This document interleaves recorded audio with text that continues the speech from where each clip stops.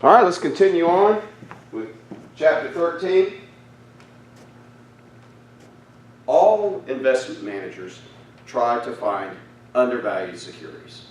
Okay, all investors try to find undervalued securities. The trait they look for in the companies or in the stocks fall into two basic schools of thought: growth and value. All right, so what is growth investing? Growth investing means focusing on exciting earnings growth prospects. Growth investors don't worry much about valuation measures like PE. The focus is on growth, growth of earnings, growth of sales. Success breeds success. In other words, historic performance lends itself to future prospects. A company that has done well, really well, is likely to continue to do well. Okay?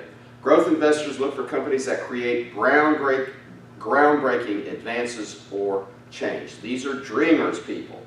Most of these stocks are in technology and in healthcare. So most growth companies and growth stocks come out of technology and healthcare. That's where most of the truly innovative thinking and changes come from.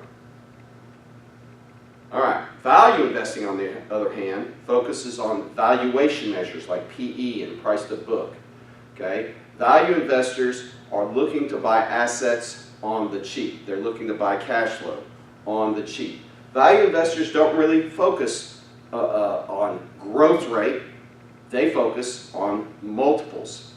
Okay? They're not looking to the future for big, grandiose prosperity in the future. What they're looking for is, our multiples, can we buy something cheap? Okay? If a stock is cheap enough, meaning the multiples are low enough, a good return can be earned. So think the value investors. Investor expectations for these stocks that have very low multiples have been set so low that the chances are good that they will be exceeded. So when multiples are low, that's when value investors, sometimes called vulture investors, they're looking for things that have been kicked out into the cold, sold off. People hate them, don't like them, multiples have gotten really low. That's when the value investors come in and take a look. Okay? Value investors often look for catalysts that will positively affect the prospects for a company and for its stock. Examples of catalysts include new management. That's a biggie. New management, mergers or acquisitions. Okay, these are things that can really cause a company to take off.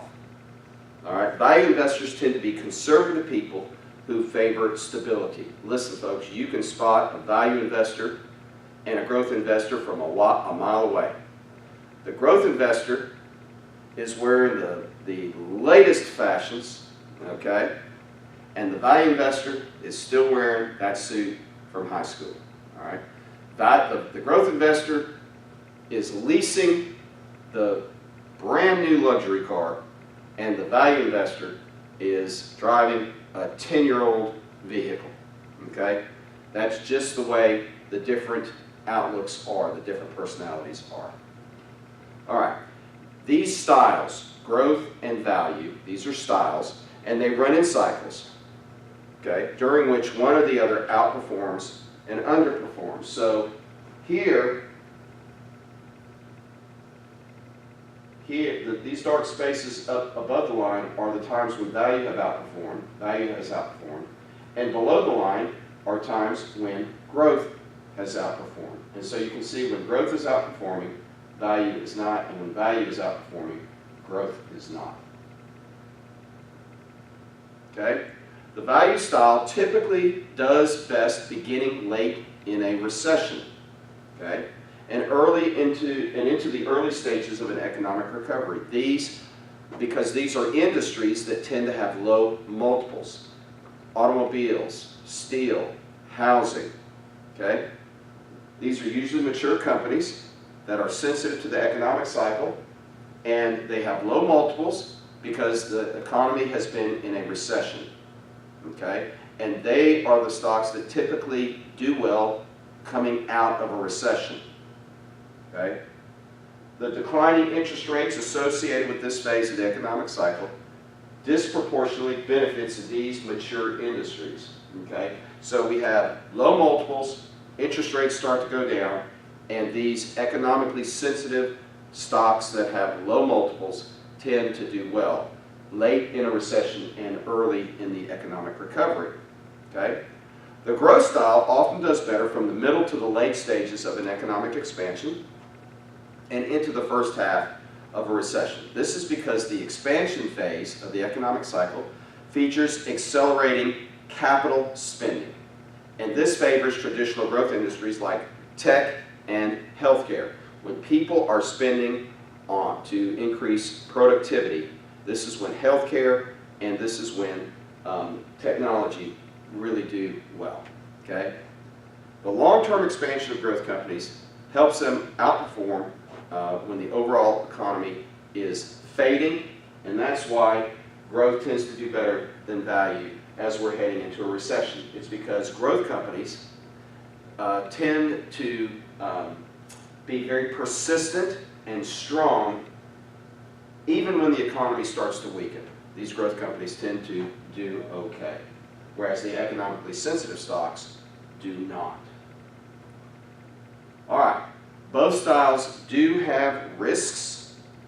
The stocks of growth companies typically have high PEs that anticipate continued high growth. The higher expectations are for growth, the greater the possibility of negative earnings surprises. So this is a big risk with high multiple, high growth companies. Okay?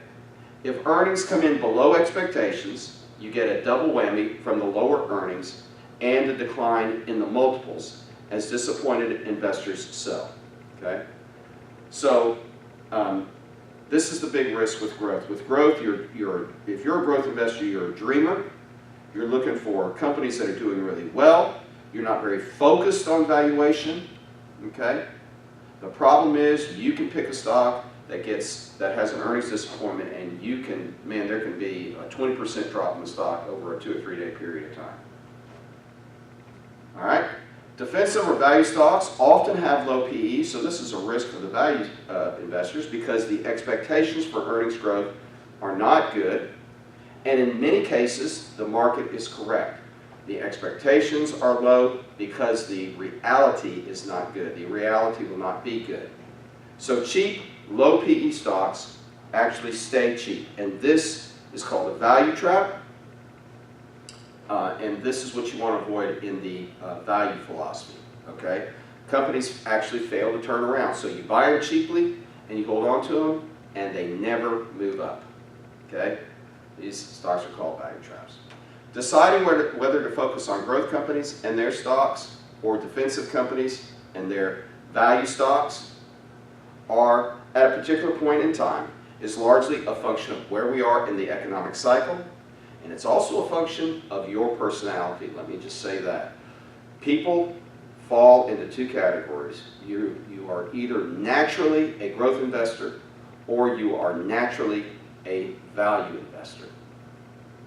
I, for example, am more of a growth investor than I am a value investor. Okay? This decision on which to emphasize usually has a major bearing on the performance of a portfolio. So if you're managing a diversified portfolio for a client, whether you overweight growth and underweight value or vice versa will have a big impact on how your portfolio does over a short and intermediate period of time. Because as we saw back here, if you are overvalued in growth, see where this, let's go way back here. Bear with me for just a second. Wow, where's that chart? There we go. If you are overvalued in growth and undervalued in value at a time when growth does well, then your portfolio is going to do well. But if you are overvalued in growth at a time when value does well, your portfolio is not going to do that well. So what does Dr. E recommend? You equal weight your growth and your value. You might try to fine tune it. Maybe there are periods of time you want to be slightly overweight in growth and slightly overweight in value. But I'm a hedger. I believe in diversification. I believe in diversifying by asset class, stocks, bonds, commodities, real estate. I believe by diversifying by size of the company, large, mid, and small. I believe in diversifying by international and domestic. I believe in diversifying growth and value. That is what diversification is. All right, we're going to stop there. We'll be back in just a minute. Shalom.